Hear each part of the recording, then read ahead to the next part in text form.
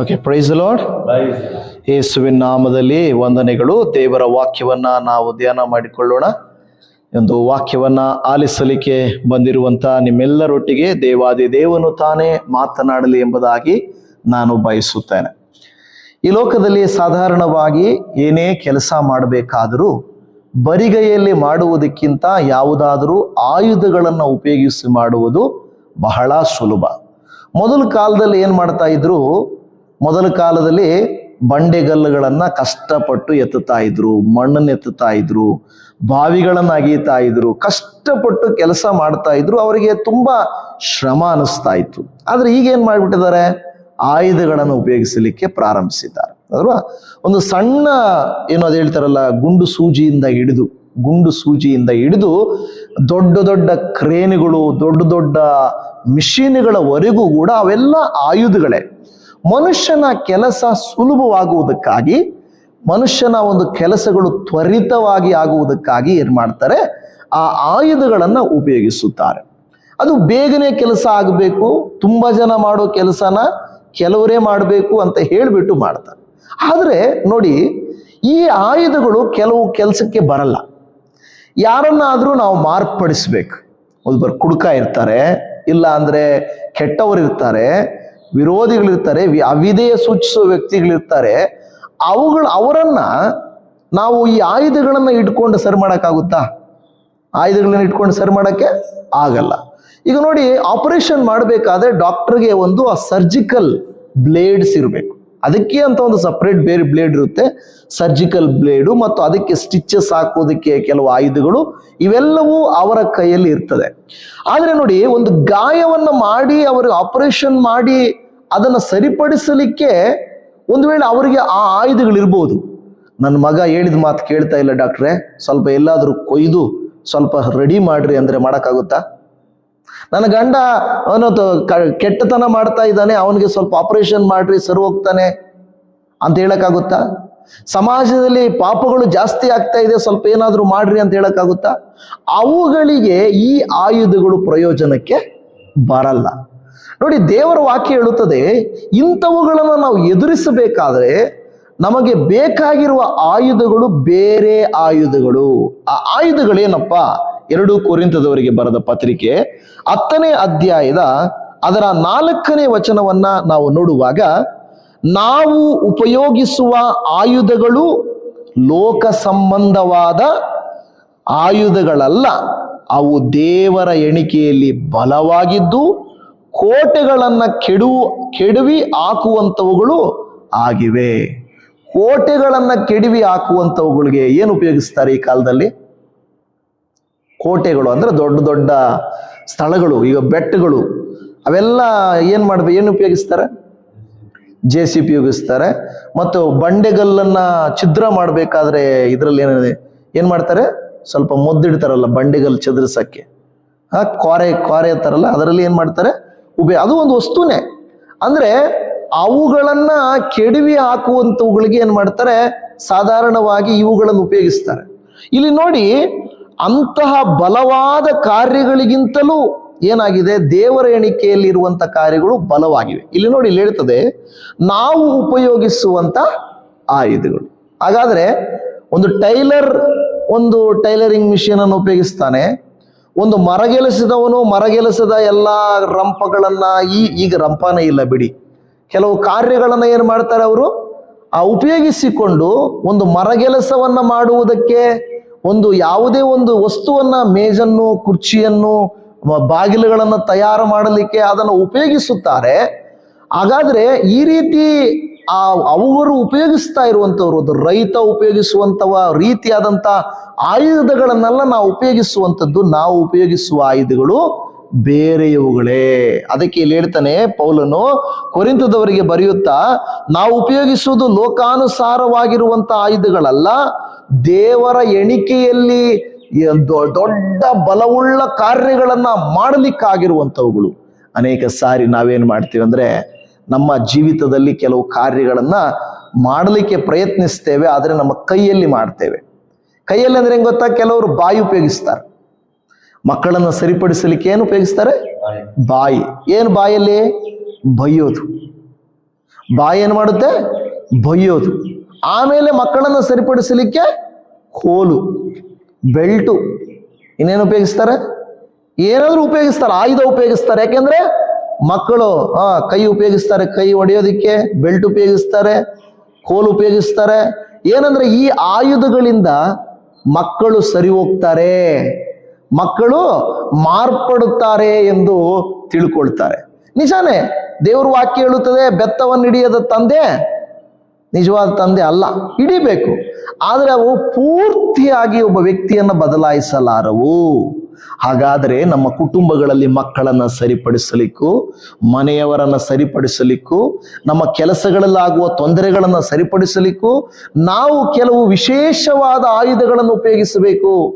ಸೇವೆಯಲ್ಲಿ, ದೇವರ ರಾಜ್ಯದಲ್ಲಿ ಕೆಲವು ವಿಶೇಷವಾದ ಆಯುಧಗಳನ್ನು ಉಪಯೋಗಿಸಬೇಕು. ಆ ಆಯುಧಗಳು ನಾರ್ಮಲ್ ಆದ ಆಯುಧಗಳು ಅಲ್ಲ. ಒಂದು ವಾಕ್ಯವನ್ನು ಓದಿಕೊಳ್ಳೋಣ. ಇಬ್ರಿಯರಿಗೆ ಬರೆದ ಪತ್ರಿಕೆ 4ನೇ ಅಧ್ಯಾಯ ಅದರ 12ನೇ ವಾಕ್ಯವನ್ನ ನಾವು ಓದಿಕೊಳ್ಳೋಣ. ಇಬ್ರಿಯ 4ನೇ ಅಧ್ಯಾಯ 12ನೇ ವಾಕ್ಯ. ಯಾಕೆಂದರೆ ದೇವರ ವಾಕ್ಯವು ಸಜೀವವಾದದ್ದು, ಕಾರ್ಯ ಸಾಧಕವಾದದ್ದು, ಯಾವ ಇಬ್ಬಾಯಿ ಕತ್ತಿಗಿಂತಲೂ ಹದವಾದದ್ದು, ಪ್ರಾಣ ಆತ್ಮಗಳನ್ನು ಕೀಲು ಮಜ್ಜೆಗಳನ್ನು ವಿಭಾಗಿಸುವಷ್ಟು ಮಟ್ಟಿಗೂ ತೂರಿ ಹೋಗುವಂಥದ್ದು, ಹೃದಯದ ಆಲೋಚನೆಗಳನ್ನು ಉದ್ದೇಶಗಳನ್ನು ವಿವೇಚಿಸುವಂಥದ್ದು. ಹಾಲೆಲೂಯ. ಹಾಗಾದರೆ ದೇವಜನವೇ, ದೇವರು ಹೇಳ್ತಾ ಇರುವಂತ ಒಂದು ಆಯುಧ ಯಾವುದು ಗೊತ್ತಾ? ಯಾವುದದು? ದೇವರ ವಾಕ್ಯ. ಹಾಲೆಲೂಯ. ನೋಡಿ, ನಾನು ಹೇಳಿದೆ, ಇದು ಲೋಕದ ಜನ ಉಪಯೋಗಿಸ್ತಾರ? ಉಪಯೋಗಿಸೋದಲ್ಲ. ಇದನ್ನ ಯಾರು? ದೇವರ ಮಕ್ಕಳು ಮಾತ್ರನೇ ಉಪಯೋಗಿಸೋದು. ಅದಕ್ಕೆ ಹೇಳಿದ್ದು ಪೌಲನು, ನಾವು ಲೋಕದವರಂತೆ ಲೋಕದ ಆಯುಧಗಳನ್ನು ಉಪಯೋಗಿಸುವಂತವರಲ್ಲ, ಬದಲಾಗಿ ನಾವು ದೇವರ ವಾಕ್ಯ. ಏನಾದರೂ ಉದಾಹರಣೆ ಗೊತ್ತಾ ನಿಮಗೆ ದೇವರ ವಾಕ್ಯ ಉಪಯೋಗಿಸಿರುವಂಥದ್ದು? ಮೊಟ್ಟ ಮೊದಲನೇದಾಗಿ ದೇವರು ಸೃಷ್ಟಿ ಮಾಡಲಿಕ್ಕೆ ಮಾಡಿದ ಕೆಲಸ ಏನು? ಮಾತಾಡಿದ್ರು. ಏನು ಮಾಡಿದ್ರು? ಮಾತಾಡಿದ್ರು. ಉಂಟಾಗಲಿ, ಅದು ದೇವರ ಮಾತು, ಇಲ್ಲವೇ ಅದು ದೇವರ ವಾಕ್ಯ, ದೇವರ walk, the word of god. ನೋಡಿ, ಯಾವಾಗ ದೇವರು ಉಂಟಾಗಲಿ ಎಂಬ ವಾಕ್ಯವನ್ನ ಉಪಯೋಗಿಸಿದರೋ ಆ ಎಲ್ಲವೂ ಉಂಟಾಯಿತು. ಹಾಗಾದ್ರೆ ಏನಾದರೂ ನಮ್ಮ ಜೀವಿತದಲ್ಲಿ ಕೆಲಸಗಳು ನಡೆಯಬೇಕಾದರೆ ದೇವರು ಹೇಳ್ತಾನೆ, ನೀವು ಕೂಡ ಏನು ಹೇಳ್ತದೆ?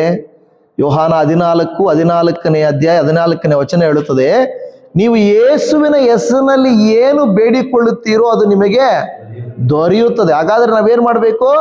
ಯೇಸುವಿನ ಹೆಸರಿನಲ್ಲಿ ಹೇಳಬೇಕು. ಹೇ ರೋಗವೇ, ನನ್ನನ್ನು ಬಿಟ್ಟು ಹೋಗು, ಅಲ್ವಾ? ಏ ಕಷ್ಟವೇ, ನನ್ನನ್ನು ಬಿಟ್ಟು ಹೋಗು. ಏ ಸೈತಾನನೇ, ನನ್ನನ್ನು ಬಿಟ್ಟು ತೊಲಗಿ ಹೋಗು, ನನ್ನ ಕಷ್ಟವೇ ಬಿಟ್ಟು ಹೋಗು ಅಂತ ನಾವೇನ್ ಮಾಡಬೇಕು? ಅಧಿಕಾರವುಳ್ಳವರಾಗಿ ನಾವು ಮಾತನಾಡಬೇಕು. ನಡೆದು ಹೇಳಿದ್ದು ಒಂದು ಆಯುಧ ಅದು. ಯಾವಾಗ ನಮ್ಮ ಕೈಯಲ್ಲಾಗಲು ನಾವು ವಾಕ್ಯವನ್ನು ಉಪಯೋಗಿಸಬೇಕು. ವಾಕ್ಯ ಅನ್ನೋದು ಒಂದು ಆಯುಧ. ಯೇಸು ಸ್ವಾಮಿ ಏನನ್ನು ಉಪಯೋಗಿಸಿದರು? ಶೋಧನೆ ಆದಾಗ ಏನು ಉಪಯೋಗಿಸಿದ್ರು? ಸೈತಾನನಿಂದ ಶೋಧನೆ ಆಯ್ತಲ್ಲ 3 ಸಾರಿ, ಏನ್ ಮಾಡಿದ್ರು? ಮಾತಿನಿಂದಲ್ಲ, ವಾಕ್ಯದಿಂದ. ಸೈತಾನನ್ನು ಶೋಧಿಸಿದಾಗ, ಒಂದೊಂದು ಸಾರಿ ಶೋಧಿಸಿದಾಗ ನೋಡಿ, ವಾಕ್ಯದಲ್ಲಿ ಹಿಂಗ್ ಬರೆದಿದೆ ಅಲ್ವಾ? ಏನು ಉಪಯೋಗಿಸಿದ್ರು ಸೈತಾನ್ಗೆ? ಯೇಸ್ವಾಮಿ ಏನು ಉಪಯೋಗಿಸಿಲ್ಲ, ವಾಕ್ಯ ಉಪಯೋಗಿಸಿದ್ರು, ಹೌದಲ್ವಾ? 3 ಸಾರಿ ವಾಕ್ಯವನ್ನು ಉಪಯೋಗಿಸಿದ್ರು ಯೇಸ್ವಾಮಿ, ಬೇರೆ ಏನೂ ಅಲ್ಲ. ನೋಡು, ನೀನು ನನಗೆ ಅಡ್ಡ ಬೀಳು, ನಾನು ನಿನಗೆ ಎಲ್ಲ ಕೊಡ್ತೀನಿ ಅಂದ್ರು. ದೇವ್ರ ವಾಕ್ಯದಲ್ಲಿ ಹೇಳುತ್ತದೆ, ನಿನ್ನ ದೇವರಾದ ಕರ್ತನಿಗೆ ಅಲ್ಲದೆ ಬೇರೆ ಯಾರಿಗೂ ನೀನು ಅಡ್ಡ ಬೀಳಬಾರದು ಅಂತ ಹೇಳುತ್ತದೆ ಅಂತ ಹೇಳಿದ್ರು. ಈ ಕಲ್ಲುಗಳನ್ನು ರೊಟ್ಟಿಯನ್ನಾಗಿ ಮಾಡ್ಕೊ ಅಂದ್ರು. ದೇವ್ರ ವಾಕ್ಯ ಹೇಳುತ್ತದೆ, ಮನುಷ್ಯನು ರೊಟ್ಟಿ ತಿಂದ ಮಾತ್ರಕ್ಕೆ ಬದುಕುವುದಿಲ್ಲ, ದೇವರಿಂದ ಬರುವ ಪ್ರತಿ ಮಾತಿನಿಂದಲೂ ಬದುಕುತ್ತಾನೆ ಎಂಬುದಾಗಿ. ನೋಡು, ನೀನು ಈ ರೀತಿಯಾಗಿ ಸರ್ವ ಸಾಮ್ರಾಜ್ಯವು ನನಗೆ ಕೊಡಲ್ಪಟ್ಟಿದೆ, ನನ್ನನ್ನು ದೇವರೆಂದು ನೀನು ಅಂಗೀಕರಿಸ್ಕೊ ಅಂದಾಗ ಹೇಳಿದ್ರು, ಸೈತಾನ್ಯ ತೊಲಗು ಅಂತ ಹೇಳಿ. ಹಲ್ಲೆಲೂಯಾ. ಇವತ್ತು ನಮಗೂ ಕೂಡ ದೇವರ ವಾಕ್ಯ ಹೇಳುತ್ತದೆ, ನೀವು ನಾನು ಹಾಗೇನೆ ಏನ್ ಮಾಡಬೇಕು? ದೇವರ ವಾಕ್ಯವೆಂಬ ಆಯುಧವನ್ನ ಉಪಯೋಗಿಸ್ಬೇಕು. ದೇವರ ವಾಕ್ಯವನ್ನ ಉಪಯೋಗಿಸ್ಬೇಕು. ದೇವರು ಉಂಟು ಮಾಡಲಿಕ್ಕೂ, ದೇವರು ಶೋಧನೆಯನ್ನು ಎದುರಿಸಲಿಕ್ಕೂ ವಾಕ್ಯವನ್ನು ಉಪಯೋಗಿಸಿರುವುದೇ ಆದರೆ ಇವತ್ತು ನೀವು ನಾನು ಉಪಯೋಗಿಸಬೇಕಾಗಿರೋದು ದೇವರ ವಾಕ್ಯ. ಹಾಗಾದ್ರೆ ನಮ್ಮ ಕೈಯಲ್ಲಿ ಏನಿದೆ? ಆಯುಧ ಇದೆ. ಆಯುಧ ಇದೆ. ಏನ್ ಕೆಲಸ ಆಗಿಲ್ಲ ಅಂದ್ರೂ ಈ ವಾಕ್ಯ ತೆಗೆದು ನಾವು ಓದಬೇಕು, ಈ ವಾಕ್ಯವನ್ನು ಹಿಡ್ಕೊಳ್ಬೇಕು. ಅದಕ್ಕೆ ದೇವ್ರ ವಾಕ್ಯ ಹೇಳುತ್ತದೆ, ಕೀರ್ತನೆ 1:3 ಹೇಳುತ್ತದೆ, ಹಗಲಿರುಳು ಯೆಹೋವನ ಧರ್ಮಶಾಸ್ತ್ರದಲ್ಲಿ ಆನಂದ ಪಡುವವನಾಗಿ ಅದನ್ನೇ ಧ್ಯಾನಿಸುತ್ತಿರುವನು, ಅವನು ಎಷ್ಟೋ ಧನ್ಯನು. ಅವನು ಹೇಗಿರ್ತಾನಂತೆ? ನೀರಿನ ಕಾಲುವೆಗಳ ಬಳಿಯಲ್ಲಿ ಬೆಳೆದಿರುವ ಮರದ ಹಾಗಿರುವನು. ಅದೇನ್ ಮಾಡುತ್ತೆ? ತಕ್ಕ ಕಾಲದಲ್ಲಿ ಫಲ ಕೊಡುತ್ತದೆ. ನೋಡಿ, ಈ ವಾಕ್ಯವನ್ನ ನಾವು ಹಗಲಿರುಳು ಧ್ಯಾನ ಮಾಡ್ಬೇಕು. ಕಷ್ಟ ಬಂತ ವಾಕ್ಯಕ್ಕೆ ಹೋಗ್ಬೇಕು, ನೋವಾಯ್ತಾ ವಾಕ್ಯಕ್ಕೆ ಹೋಗ್ಬೇಕು, ಬೋರ್ ಹೊಡಿತಾ ಇದೆಯಾ ವಾಕ್ಯಕ್ಕೆ ಹೋಗ್ಬೇಕು. ಅದು ಆಯುಧ ನಿಮ್ಮದು. ಆದರೆ ನಾವು ಮನುಷ್ಯರು ಏನ್ ಮಾಡ್ತೇವೆ? ಆಯುಧ ಟಿವಿ, ಮೊಬೈಲು ಅಲ್ವಾ? ಈ ಆಯುಧಗಳಿಗೆ ಹೋಗ್ತೇವೆ. ಅವು ನಮಗೆ ಖುಷಿ ಕೊಡ್ತವೆ, ಅವು ನಮಗೆ ನೆಮ್ಮದಿ ಕೊಡ್ತವೆ ಅಂತ ಹೇಳ್ಬಿಟ್ಟು ನಾವು ಹೋಗ್ತೇವೆ. ಅವು ಆಯುಧಗಳಲ್ಲ. ದೇವರ ವಾಕ್ಯವೆಂಬ ಆಯುಧಕ್ಕೆ ನಾವೇನಾಗಬೇಕು?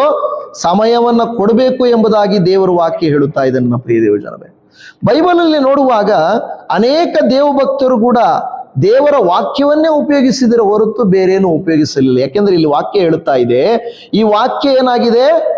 ಸಜೀವವಾಗಿದೆ. ವಾಕ್ಯಕ್ಕೆ ಜೀವ ಇದೆಯಾ? ಇದೆಯಾ? ಇಲ್ವಾ? ಇದೆ.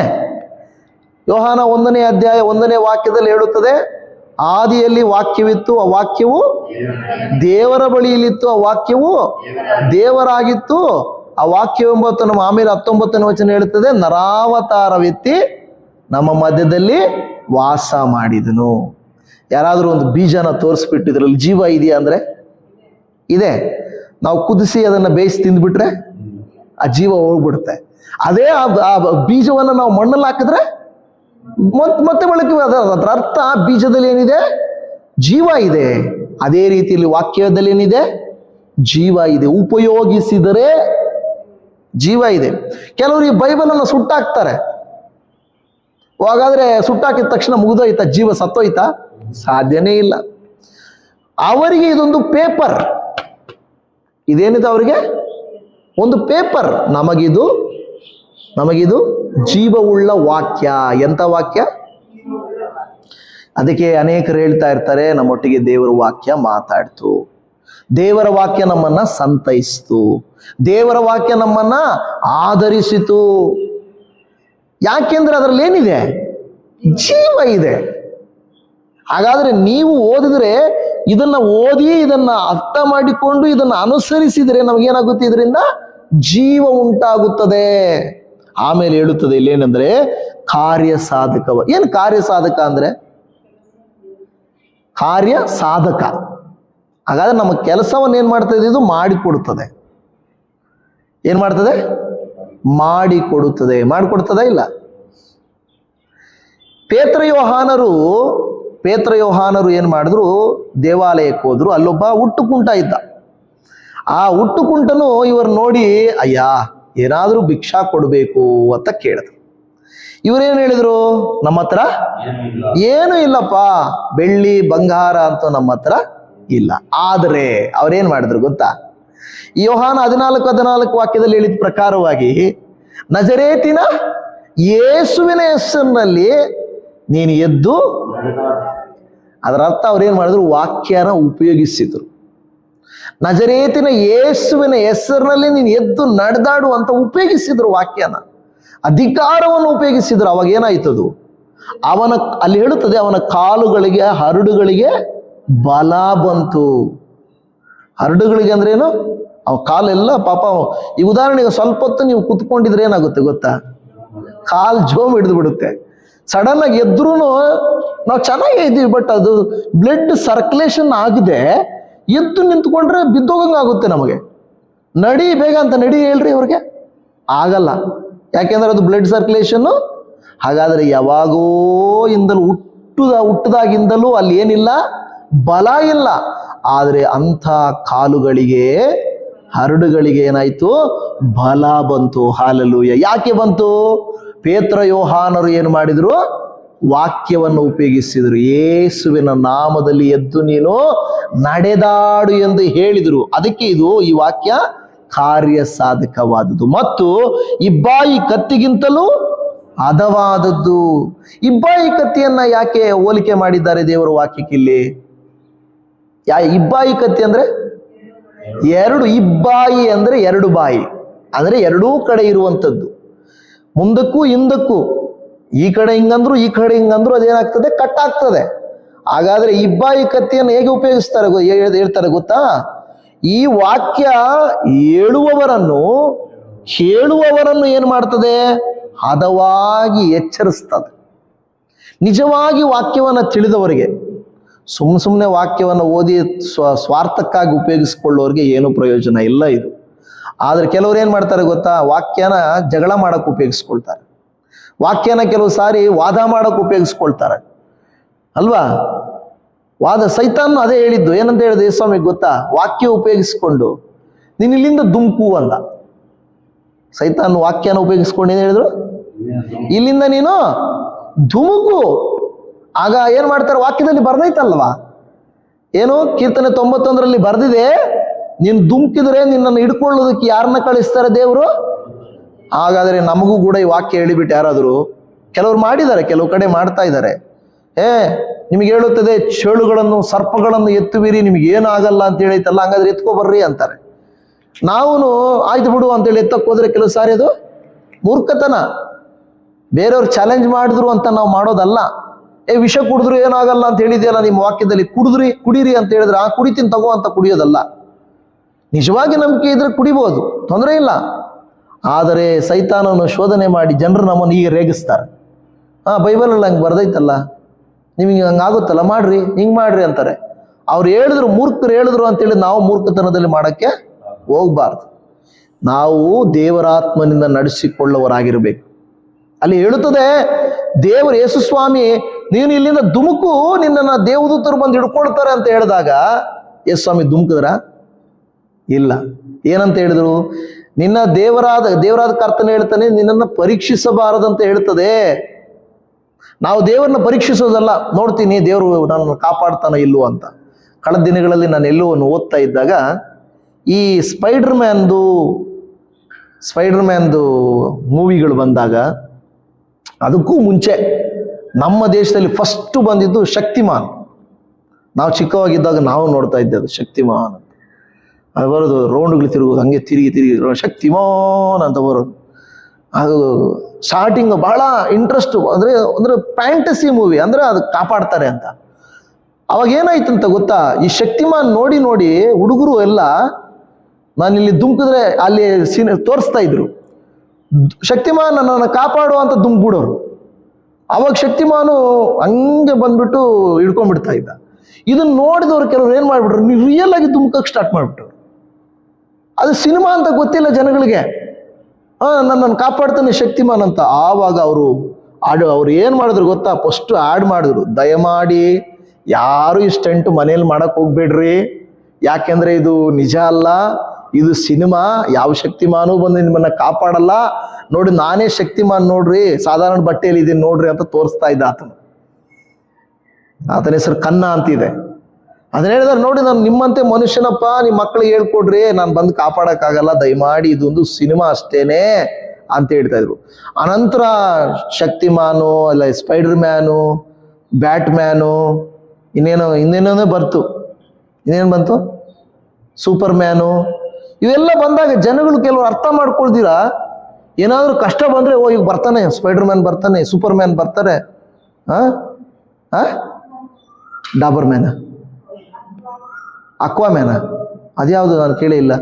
ಓಕೆ, ನೀರಲ್ಲಿ ಅಕ್ವಾ ಮ್ಯಾನ್, ಏನೇನೋ ಕಂಡು ಹಿಡಿತಾರೆ. ಓಕೆ, ಅಂದ್ರೆ ನಿಜವಾಗಿ ಅದು ಬರಲ್ಲ. ಹಾಗಂತ ಹೇಳ್ಬಿಟ್ಟು ಸೈತಾನ್ ಹೇಳ್ತಾನೆ ಧುಮುಕು, ಯೇಸುಸ್ವಾಮಿ ಹೇಳ್ತಾನೆ ವಾಕ್ಯನ ಉಪಯೋಗಿಸಿ. ನಿಜಾನೇ ದೇವರ ವಾಕ್ಯವು ಕಾರ್ಯ ಸಾಧಕವಾದದ್ದು. ಅದಕ್ಕೆ ದೇವರ ವಾಕ್ಯವನ್ನ ಇಬ್ಬಾಯಿ ಕತ್ತಿಗೂ, ಹದವಾದ ಬಹಳ ಚಮ್ಮಟಿಗೂ, ಬೆಂಕಿಗೂ, ಕಾರ್ಯ ಸಾಧಕವಾದ ಕಾರ್ಯಗಳಿಗೂ ಹೋಲಿಸಿದೆ. ಇದು ಏನು ಮಾಡುತ್ತಂದ್ರೆ ಪ್ರಾಣ ಆತ್ಮ. ನೋಡಿದ್ದೀರಾ? ಪ್ರಾಣನ ಆತ್ಮ ನೋಡಿದ್ದೀರಾ? ಅವುಗಳನ್ನ ಇದು ಮುಟ್ತದಂತೆ ನೋಡ್ರಿ. ಯಾವುದು? ದೇವರ ವಾಕ್ಯ. ಏನನ್ನು ಮುಟ್ತದೆ? ಪ್ರಾಣ ಆತ್ಮಗಳನ್ನ ಮುಟ್ತದೆ. ಆತ್ಮನ ನಾವು ನೋಡೇ ಇಲ್ಲ, ಆದ್ರೆ ಇದು ವಾಕ್ಯ ಮುಟ್ಟುತ್ತದೆ ನೋಡಿ. ಅದರ ಶಕ್ತಿ ಅದು. ಆತ್ಮಕ್ಕೂ ಅಂದ್ರೆ ಇದು ಅದರ ಅರ್ಥ ಕಾಣದಿರುವಂತ ಅನೇಕ ಕಾರ್ಯಗಳನ್ನ ಮಾಡುವುದಕ್ಕೆ ಈ ವಾಕ್ಯಕ್ಕೆ ಶಕ್ತಿ ಉಂಟು. ಹಲ್ಲೆಲೂಯಾ. ಹಾಗಾದ್ರೆ ದೇವಜನವೇ, ನೀವು ನಾನು ಮನುಷ್ಯರು ಹೇಗೆ ಯಾವ ರೀತಿಯಲ್ಲಿ ಆಯುಧಗಳನ್ನು ಉಪಯೋಗಿಸುತ್ತಾರೋ ನಾವು ಕೂಡ ಅದೇ ರೀತಿಯಲ್ಲಿ ಏನು ಮಾಡಬೇಕು, ಆಯುಧಗಳನ್ನು ಉಪಯೋಗಿಸಬೇಕು. ಆದರೆ ನಮ್ಮ ಆಯುಧಗಳು ಲೋಕದ ಜನರಂತ ಆಯುಧಗಳಲ್ಲ, ಬದಲಾಗಿ ಇವು ದೇವರಿಂದ ಕೊಡಲ್ಪಟ್ಟ ಆಯುಧಗಳು. ಒಂದು ಅದೇನೆಂದ್ರೆ ದೇವರ ವಾಕ್ಯ. ಎರಡನೇದು ಯಾವುದು ಗೊತ್ತಾ? ಪ್ರಾರ್ಥನೆ. ಯಾವುದು? ಪ್ರಾರ್ಥನೆ. ನಾವು ಮಾಡುವಂತ ಪ್ರಾರ್ಥನೆ ಒಂದು ಆಯುಧ. ಹೌದಾ ಇಲ್ವಾ? Prayer is the weapon. Weapon ಅಂದ್ರೆ ಆಯುಧ ಅಂತ ಹೇಳ್ತಾರೆ. ಸೊ ಈ ಆಯುಧ ಹಲ್ಲೆಲೂಯ, ನೀವು ನಾನು ಉಪಯೋಗಿಸಬೇಕಾಗಿರುವಂಥದ್ದು ಒಂದು ಆಯುಧವನ್ನ, ಪ್ರಾರ್ಥನೆ ಎಂಬ ಆಯುಧವನ್ನ. ಇದು ಕಣ್ಣಿಗೆ ಕಾಣಿಸೋದಿಲ್ಲ, ಆದರೆ ದೇವರ ವಾಕ್ಯ ಹೇಳುತ್ತದೆ ಇದು ಬಲವಾಗಿರುವಂತಹದ್ದು. ಇದು ಖಂಡಿತವಾಗಿಯೂ ನಮ್ಮ ಜೀವಿತದಲ್ಲಿ ಇರುವಂತ ತೊಡಕುಗಳನ್ನ ಇದು ಸರಿಪಡಿಸಲಿಕ್ಕೆ ಶಕ್ತವಾಗಿರುವಂಥದ್ದು. ಇದು ಶಕ್ತವಾಗಿರುವಂಥದ್ದು ಎಂದು ನಾವು ನೋಡುತ್ತಾ ಇದ್ದೇವೆ. ಪ್ರಾರ್ಥನೆ. ಯೇಸು ಸ್ವಾಮಿ, ಕೆಲವರು ಕೇಳ್ತಾರೆ, ಯೇಸು ಸ್ವಾಮಿ ದೇವರಾಗಿದ್ರೆ ಆತನೇ ಯಾಕೆ ಪ್ರಾರ್ಥನೆ ಮಾಡಬೇಕಾಗಿತ್ತು? ಆತನೇ ಯಾಕೆ ಪ್ರಾರ್ಥನೆ ಮಾಡಬೇಕಾಗಿತ್ತು? ಆದರೆ ದೇವರು ವಾಕ್ಯ ಹೇಳುತ್ತದೆ ಅದೊಂದು ಪ್ರಾರ್ಥನೆ ವಾಕ್ಯವಾಗಿರುವುದು, ಪ್ರಾರ್ಥನೆ ಒಂದು ಆಯುಧವಾಗಿರುವುದರಿಂದ ಯೇಸು ಸ್ವಾಮಿ ಕೂಡ ಅದನ್ನ ಉಪಯೋಗಿಸಿದರು. ಅದೇ ನಾವು ದೇವರ ವಾಕ್ಯ ಹೇಳ್ತಾ ಇರುವಂಥದ್ದು. ಯೇಸು ಸ್ವಾಮಿ ಖುದ್ದಾಗಿ ಪ್ರಾರ್ಥಿಸಿದರು. ಆಮೇಲೆ ನಮ್ಮ ಆಯುಧ ಇನ್ನೊಂದು ಯಾವುದೆಂದ್ರೆ ಏನಂದ್ರೆ ನಂಬಿಕೆ. ಏನದು? ನಂಬಿಕೆ. ನಮ್ಮ ನಂಬಿಕೆ ನಮ್ಮ ಒಂದು ಆಯುಧ. ಅನೇಕ ಭಕ್ತರುಗಳು ನಾವು ನೋಡ್ತಾ ಇದ್ದೇವೆ, ಅವರು ಬೆಂಕಿಗೆ ಹೋದರು, ಸಿಂಹಗಳ ಗವಿಗೆ ಹೋದರು, ಸೆರೆಮನೆಗಳಿಗೆ ಹೋದರು, ಅಡವಿ ನರಭಕ್ಷಕರ ಬಳಿಯಲ್ಲಿ ಹೋದರು. ಯಾಕೆ? ಅವರ ಹತ್ರ ಏನು ಆಯುಧ ಇತ್ತು? ನಂಬಿಕೆ ಎಂಬ ಆಯುಧ. ಯಾಕೆ ನರಮಾಂಸ ಭಕ್ಷಕರ ಬಳಿಯಲ್ಲಿಯೂ ಕೂಡ ಅವರು ಹೋಗಲಿಕ್ಕೆ ಕಾರಣ ಏನಪ್ಪಾ ಅಂತ ಹೇಳಿದ್ರೆ ಅವರ ಹತ್ರ ಆಯುಧ ಇತ್ತು. ಪ್ರಾರ್ಥನೆ ಎಂಬ ಆಯುಧ ಇತ್ತು ಅನ್ನುವಂಥದ್ದಲ್ಲ, ನಂಬಿಕೆ ಎಂಬ ಆಯುಧ ಇತ್ತು ಎಂಬುದಾಗಿ ನೋಡುತ್ತಾ ಇದ್ದೇವೆ. ನೋಡುತ್ತೇವೆ ಎಫೆಸ ಪತ್ರಿಕೆ 6ನೇ ಅಧ್ಯಾಯ ಅದರ 16ನೇ ವಚನವನ್ನು ಓದುವಾಗ, ಎಫೆಸ ಪತ್ರಿಕೆ 6ನೇ ಅಧ್ಯಾಯ ಅದರ 16ನೇ ವಚನದಲ್ಲಿ ನಾವು ಓದುವಾಗ ಅಲ್ಲಿ ಹೇಳ್ತಾ ಇದೆ ಈ ರೀತಿಯಾಗಿ, ನಂಬಿಕೆ ಎಂಬ ಗುರಾಣಿಯನ್ನ ಹಿಡಿದುಕೊಳ್ಳಿರಿ. ಹಲ್ಲೆಲೂಯ. ಸಾಕು. ಅಲ್ಲಿ ಹೇಳ್ತದೆ ಏನನ್ನ ಹಿಡ್ಕೊಳ್ಬೇಕಂತೆ? ನಂಬಿಕೆ ಎಂಬ ಗುರಾಣಿಯನ್ನ ಹಿಡಿದುಕೊಳ್ಳಬೇಕು. ನೋಡಿ, ಎಫೆಸ 6:17 4:12 ದೇವರ ವಾಕ್ಯ ಎಂಬ ಆಯುಧದ ಬಗ್ಗೆ ಮಾತನಾಡಿದ್ರೆ 6:16 ಏನು ಮಾಡ್ತಾ ಇದೆ? ನಂಬಿಕೆ ಎಂಬ ಆಯುಧವನ್ನ ಉಪಯೋಗಿಸ್ತಾ ಇದೆ. ಎಫೆಸ 6:18 ಫಿಲಿಪ್ಪಿ 4:6 ಪ್ರಾರ್ಥನೆ ಎಂಬ ಆಯುಧವನ್ನ ಅದು ಉಪಯೋಗಿಸ್ತಾ ಇದೆ. ಹಲ್ಲೆಲೂಯ. ಇನ್ನೊಂದು ಆಯುಧ ನಮ್ಮ ಹತ್ರ ಇದೆ. ಆ ಆಯುಧ ಯಾವುದು ಗೊತ್ತಾ? The blood of Jesus. ಏನು? ಯೇಸುವಿನ ರಕ್ತ. ಏನು? ಯೇಸುವಿನ ರಕ್ತ. ನೀವು ನೋಡುವುದಾದರೆ ಪ್ರಕಟಣೆಯ ಗ್ರಂಥ 12ನೇ ಅಧ್ಯಾಯ 1ನೇ ವಾಕ್ಯವನ್ನ ನಾವು ನೋಡುವಾಗ, ಪ್ರಕಟಣೆ 12 1ನೇ ವಾಕ್ಯ 11ನೇ ವಾಕ್ಯ ಅಲ್ಲಿ ಹೇಳುತ್ತಾ ಇದೆ ನೋಡಿ, ಅವರು ಪ್ರಾಣದ ಮೇಲಣ ಪ್ರೀತಿಯನ್ನ ತೊರೆದು ಮರಣಕ್ಕೆ ಹಿಂದೆಗೆಯದ ಯಜ್ಞದ ಕುರಿಯಾದಾತನ ರಕ್ತದ ಬಲದಿಂದಲೂ ತಮ್ಮ ವಾಕ್ಯದ ಬಲದಿಂದಲೂ ಅವನನ್ನ ಜಯಿಸಿದರು. ಯಾರನ್ನ ಜಯಿಸಿದರು? ಪ್ರಕಟಣೆ 12:11 ಹೇಳ್ತಾ ಇದೆ. ಏನಂತ ಹೇಳ್ತಾ ಇದೆ? ಯಜ್ಞದ ಕುರಿಯಾದಾತನ ರಕ್ತದ ಬಲದಿಂದಲೂ ತಮ್ಮ ವಾಕ್ಯದ ಬಲದಿಂದಲೂ. ಎರಡು ಆಯುಧಗಳಲ್ಲಿ ಉಪಯೋಗಿಸ್ತಾ ಇದ್ದಾರೆ. ಒಂದು ವಾಕ್ಯವೆಂಬ ಆಯುಧ, ಎರಡು ರಕ್ತವೆಂಬ ಆಯುಧ. ಹಲ್ಲೆಲೂಯ. ಎಷ್ಟು ಆಯುಧಗಳನ್ನು ನಾವು ನೋಡಿದೆವು? ಒಂದು ವಾಕ್ಯವೆಂಬ ಆಯುಧ, ಪ್ರಾರ್ಥನೆ ಎಂಬ ಆಯುಧ, ಪ್ರಾರ್ಥನೆ ಎಂಬ ಅಲ್ಲ ಸಾರಿ ವಾಕ್ಯ ಎಂಬ ಆಯುಧ, ಪ್ರಾರ್ಥನೆ ಎಂಬ ಆಯುಧ, ನಂಬಿಕೆ ಎಂಬ ಆಯುಧ, ಯೇಸುವಿನ ರಕ್ತವೆಂಬ ಆಯುಧ. ಇದನ್ನು ನಾವು ನೋಡುತ್ತಾ ಇದ್ದೇವೆ. ಹಾಲೆಲೂಯಾ. ಈಗಾಗಲೇ ಮತ್ತೆ ನಾನು ಹೇಳಿದೆ, ಯೇಸುವಿನ ನಾಮ ಎಂಬುದು ಒಂದು ಆಯುಧನೇ. ಅದೇ ನಾನು ಹೇಳಿದ್ದು ಯೋಹಾನ 14:14 ಆಗಿರ್ಬೋದು, ಮತ್ತೆ ಫಿಲಿಪ್ಪಿ 2:9-11 ವಾಕ್ಯಗಳನ್ನು ನೀವು ಓದಿದ್ರೂ ಕೂಡ ಯೇಸುವಿನ ನಾಮ ಎಂಬ ಬಲ. ನಾವು ಯಾಕೆ ಪ್ರಾರ್ಥನೆ ಮಾಡುತ್ತೇವೆ ಕೊನೆಯಲ್ಲಿ ಯೇಸುವಿನ ನಾಮದಲ್ಲಿ? ಯಾವುದೇ ಪ್ರಾರ್ಥನೆ ಯೇಸುವಿನ ನಾಮದಲ್ಲಿ ಇಲ್ಲದೆ ಮುಗಿಸ್ತೀವ? ಮುಗಿಸಲ್ಲ. ಇಲ್ಲಾಂದ್ರೆ ಕೆಲವರು ಹೊಸದಾಗಿ ಪ್ರಾರ್ಥನೆ ಮಾಡೋರು ಏನು ಮಾಡ್ತಾರೆ, ಸ್ವಲ್ಪ ಪ್ರಾರ್ಥನೆ ಮಾಡಿ ಆಮೇನ್ ಅಂತಾರೆ, ಗೊತ್ತಾಗಲ್ಲ ಅವರಿಗೆ.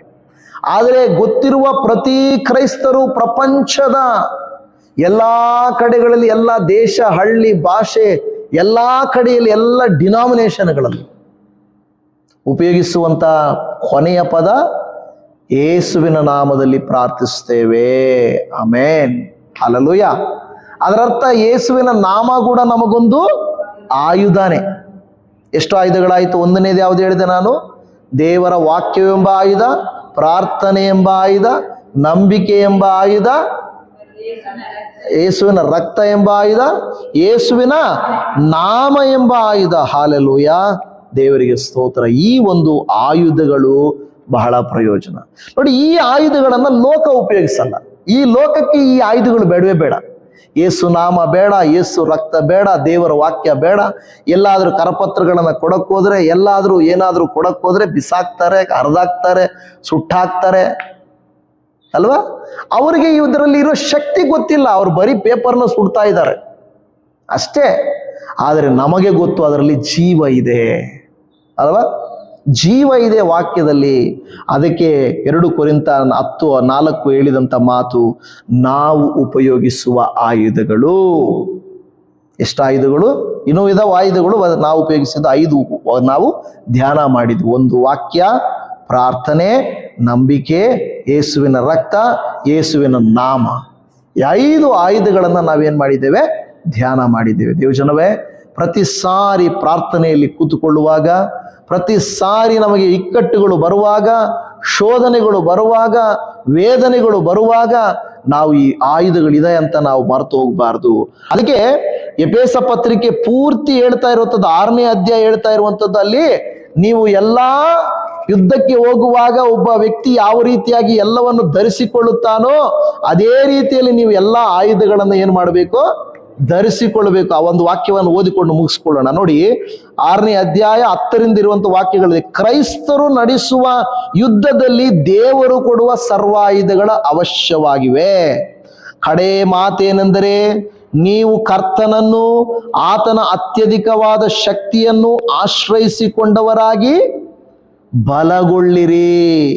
ಸೈತಾನನ ತಂತ್ರೋಪಾಯಗಳನ್ನು ನೀವು ಎದುರಿಸಿ ನಿಲ್ಲುವುದಕ್ಕೆ ಶಕ್ತರಾಗುವಂತೆ ದೇವರು ದಯಪಾಲಿಸಿರುವ ಸರ್ವಾಯುಧಗಳನ್ನು ಧರಿಸಿಕೊಳ್ಳಿರಿ. ಯಾಕೆ? ನಾವು ಹೋರಾಡುವುದು ಮನುಷ್ಯ ಮಾತ್ರದವರ ಸಂಗಡವಲ್ಲ, ರಾಜತ್ವಗಳ ಮೇಲೆಯೂ, ರಾಜರುಗಳ ಮೇಲಲ್ಲ, ರಾಜತ್ವಗಳ ಮೇಲೆಯೂ. ಅಲ್ಲಿ ಹೇಳ್ತದೆ, ರಾಜತ್ವಗಳ ಮೇಲೆಯೂ, ಮನುಷ್ಯ ಮೇಲೆಯೂ, ಅಧಿಕಾರಿಗಳ ಮೇಲೆಯೂ. ಅಧಿಕಾರಿಗಳಂದ್ರೆ ಈಗಿರೋ ಅಧಿಕಾರಿಗಳಲ್ಲ, ಅಧಿಕಾರಿಗಳಲ್ಲ. ಕೆಲವು ಸಾರಿ ನಾವು ಏನಂದ್ರೆ ಅಪಾರ್ಥ ಮಾಡ್ಕೊಳ್ತೀವಿ ವಾಕ್ಯನ. ನೋಡಿ, ಅಲ್ಲಿ ಹೇಳ್ತದೆ, ರಾಜ್ಯಗಳ ಅಲ್ಲ, ರಾಜರುಗಳ ಮೇಲಲ್ಲ, ರಾಜತ್ವಗಳ ಮೇಲೆ, ಅಧಿಕಾರಿಗಳ ಮೇಲಲ್ಲ, ಅಧಿಕಾರಗಳ ಮೇಲೆ. ಅಧಿಕಾರಿಗೂ ಅಧಿಕಾರಕ್ಕೂ ಏನು ವ್ಯತ್ಯಾಸ? ಅಧಿಕಾರಿ ಅನ್ನೋದು ವ್ಯಕ್ತಿ, ಅಧಿಕಾರ ಅನ್ನುವಂಥದ್ದು ಅದೊಂದು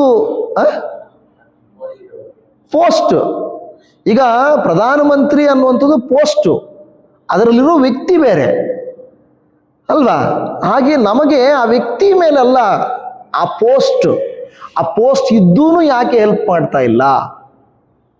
ಮಣಿಪುರದಲ್ಲಿ ಕೆಲವು ಒಬ್ಬ ಸಹೋದರಿ ಹೇಳ್ತಾ ಇದ್ರು, ನಮ್ಮ ಇಷ್ಟು ನಡೀತಾ ಇದೆ, ನಮ್ಮನ್ನು ಬಂದು ಗಮನಿಸ್ತಾ ಇಲ್ಲ ಪ್ರಧಾನಮಂತ್ರಿಯವರು. ಅಂದ್ರೆ ಪ್ರಧಾನಮಂತ್ರಿ ಅಂದ್ರೆ ಯಾಕೆಂದ್ರೆ ಅದಕ್ಕೊಂದು ಪೋಸ್ಟ್ ಇದೆ, ಅಧಿಕಾರ ಇದೆ. ವ್ಯಕ್ತಿಯನ್ನೆಲ್ಲ ಅವ್ರು ದೂಷಿಸೋದು. ಆ ಪೋಸ್ಟಲ್ಲಿ ಇದ್ದು ನಮ್ಗೆ ಯಾಕೆ ಹೆಲ್ಪ್ ಮಾಡ್ತಾ ಇಲ್ಲ? ನಮ್ಮ ಹೋರಾಟನೂ ಅಷ್ಟೇನೆ. ನಾವೆಲ್ಲರೂ ಇಲ್ಲಿನ ಜನರು ತಾನೇ. ನಾವು ಇಲ್ಲಿನ ಪ್ರಜೆಗಳು ತಾನೇ, ನಮ್ಮ ಮೇಲೆ ಕೂಡ ನಿಮಗೆ ಅಧಿಕಾರ ಇದೆ, ನೀವು ನಮಗೂ ಸಹಾಯ ಮಾಡಬೇಕು.